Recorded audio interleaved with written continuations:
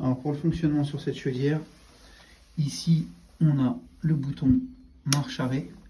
Là la chaudière, lorsque ce voyant est allumé, ça signifie que la chaudière est en sécurité.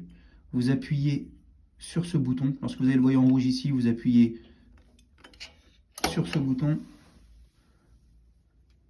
Elle va redémarrer. Ici, là on a le chauffage qui est éteint. En appuyant ici, je redémarre le chauffage. Ça va permettre à la pompe de démarrer. Ici, je vais venir jouer sur la 23 voies qui est ici.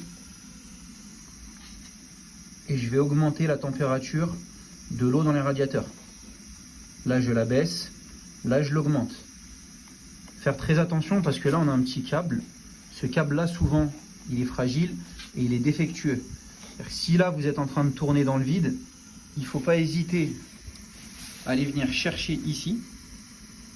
Et vous voyez, là, on va venir baisser.